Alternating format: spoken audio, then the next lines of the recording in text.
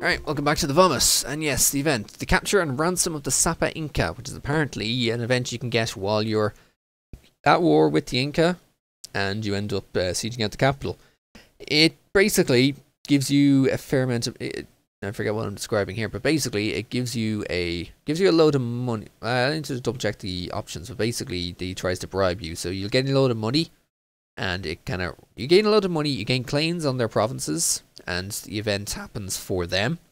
And you also pretty much utterly wreck them. I think this is an event from Inca's point of view that I've heard about this event from the Inca's point of view. It really does wreck them. They lose pretty much a fair amount of their money, they lose 3 stab, and depending on what we do, if we execute them, we lose a little bit of legitimacy, their ruler dies, and I think they get some pretender rebels. Otherwise, if we let them live, and we keep him with us, then they then get, I think it's, or it's the other way around, if their ruler dies, they get nationalist rebels. Or if we execute the ruler, then they get a huge amount of nat rebels. If we let them live, they get a huge amount of pretender rebels, or something. I don't know what it is. Basically, it utterly destroys the Inca. And it's more of an annoyance when you find out when you're playing it as the player, and you end up losing about it. Why am I getting more random tweets while I'm doing this? Just a random favor. Never mind. And apparently France is in 3 wars now, or France is in 3 wars at the same time, because the Netherlands is trying to go after one of the other Dutch miners as a reconquest, and that was probably a bad idea for them.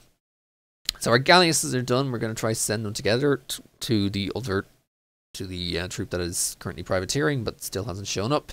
The Inca kind of want to give up for 2, but I'm like, nope, give up for 3. You guys assault that province while we work on the other miners in here. And realizing I'm getting close to the admin cap, so I start fabricating some claims on Morocco to be able to take some Moroccan provinces to basically sink that admin, because I believe it's still like, what, 8-9 years ahead of time, and it would be such a waste of admin. I don't need to buff up stability. I've pretty much built buildings everywhere as it is, so why not sink the points by coring some North African land with that absurd plus 100% core creation cost modifier. It's a handy admin sink, something that Mads never realized by himself. Of course, he could have also just eaten Portugal early, which he didn't. And we finally have policy. I just realized, since the amount of points available, I may as well add some policies, such as the exploration plus expansion policy to make the colonies grow even quicker, because again, this is all about most of this game is going to be all about growing the colonies, growing them all around the world. So if they can grow a little bit quicker, particularly the colonies that are left by themselves, the better. As you can see, the Inca are fully sieged out, but they won't accept full annexation because demands exceed war score and length of war bullshit, which is happening in this version. I really wish they'd go back to allow you to full annex the secondaries, even if they're not a co-belligerent, but I guess that's the whole point of it. I need to make them co-belligerents. We advance in quantity to get the building power cost reduction, but again, it's not fully necessary. The only real point of it is to get closer to the maximum to... Actually, what is it? It's a little bit of land attrition reduction, and then the plus 50% force limit, which is huge. Needing all the force limits to potentially be able to take on France in the... well, just in the future. I'm not going to say near far future, but just... you need it there so that we can take on France in the future. San Francisco finished. Yes, apparently the dynamic province names out west. It actually does name it to stuff like San Francisco, Los Angeles. We get rid of one of our colonial troops because it was marked to be getting rid of in the future, because they're mostly filled with units that come out of provinces that didn't have treasuries. Again, not that that teeny amount of army is going to make much of a difference. Like, okay, it's what, 4 infantry that cost a teeny bit more, but you know, I may as well just so I don't forget in the future. Everyone currently trying to get me to peace out, but I'm like, nope. It's going to take 4 more points to get rid of the Inca, and we get a hunting accident for our 253.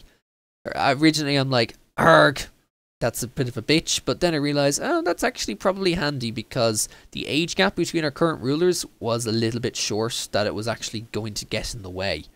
Because with our 43-year-old heir and or a 43-year-old ruler and a 35-year-old heir, that could mean, you know, losing 2 rulers in quick succession, maybe not having very much time to actually generate, or to potentially generate a new heir while the old heir is, or after the previous ruler dies. So it's actually handy to have a little bit of a gap in between your ruler and your heir, at least like 20-30 years, so that you don't have, you know, they don't have them clumping together. And since we're still nearing the Gatman cap, even though we're still trying to fabricate on Morocco, I just build a crap ton of temples and constables, because sure, I got the money for it, I got the points for it, why not? And it only helps the economy. Inca's still not getting out, they'll be very close, they'll be getting out very soon, we can get rid of them first. There's also a miner there that, I forget who is sieging, but someone is sieging it. The Netherlands have actually managed to core or to finish colonizing Demerara, which I find is a bit of a bitch. So I'm going to have to start trying to go after them very soon. More claims on Morocco, particularly on their gold province. If we can cut their gold province off, they won't have any money to be able to fight against us. Inca are now gone into Peru. We still have the claims on us, which is not nothing to worry about. Gain some prestige. We get quality ivory to gain prestige, which is great considering we lost the prestige from the from our hunting accidents. Again, I still don't know why you can't just ban hunting to prevent all those from ever happening. Again, the next OPM is unwilling to peace out for full annex, because again, length of war. We get the mission to vassalize the Pope again, which is again still a bad idea. We still have that mission to get into China. Keeping an eye on our diplo relations, because I think I want to try and get another relation somewhere. I forget why I checked that. The fleets are finally coming out. So again, I just wanted to buff up the navy a little bit more, because mostly because I wanted to have enough transports to be able to take 2 of them. And finally, we get the mission to destroy Turkish naval dominance. But annoyingly, well, we're gonna get the transports there. But annoyingly, the CB, the original CB, has well expired, because you only get the trade conflict for a year. You have to justify it pretty much immediately before you go to war. Again, the miners still trying to get out, and I'm still saying, nope, not a hope. You guys can keep going. Again, the Aztec are still alive because Tacos still has to core and convert everything that we took in the last couple of wars. As that finally we can culture convert the Tamil from that top province here in Ceylon. Taking a look around, China, still there. Ming are still there, and they're still, even though after previously I noticed that they were high up in Miltech, they're no longer anymore. And then I realised I lost colonialism against the Dutch, because Brabant took Antwerp.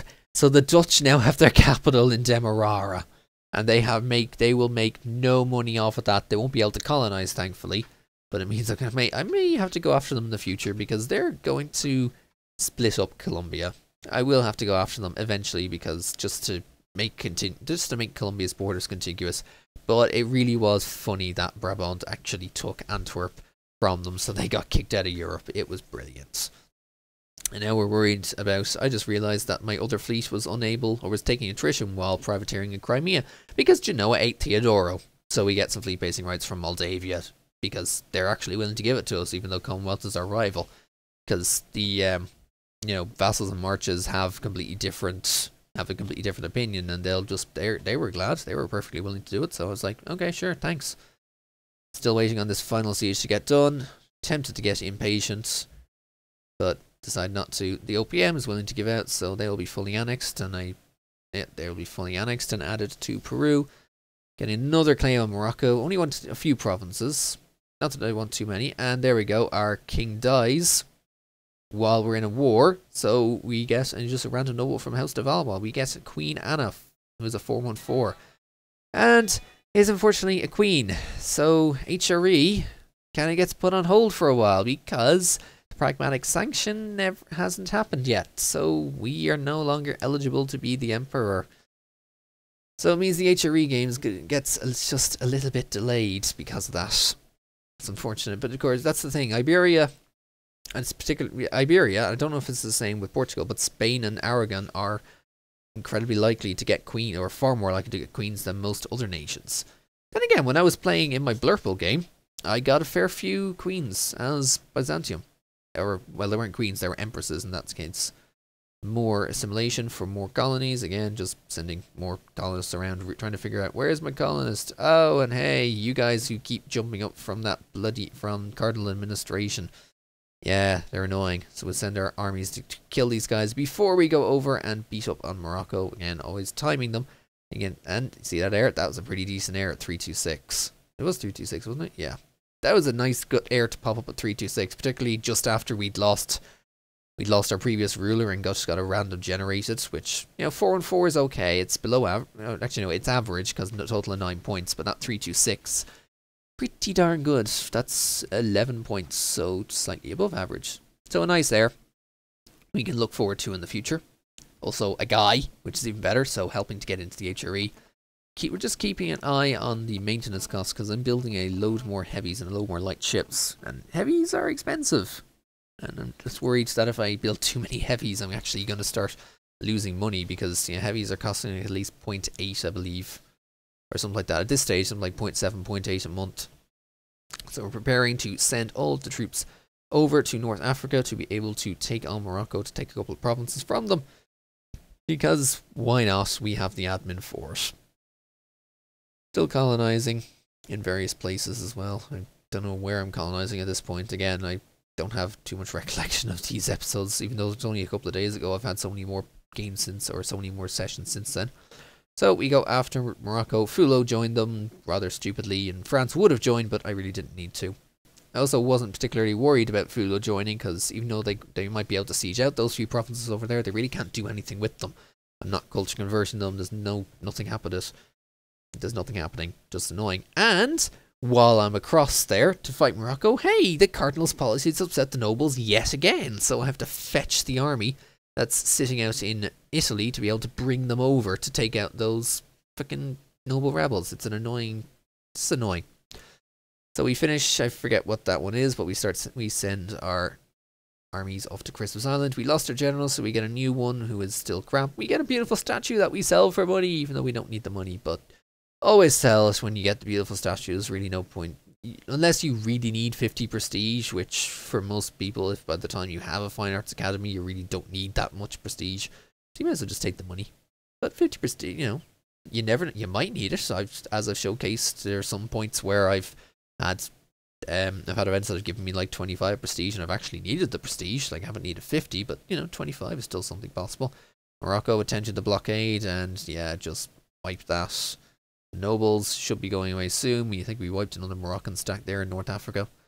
We go to get rid of the nobles. Still 4 years ahead of time in admin tech, and the admin cap is getting ever so near again.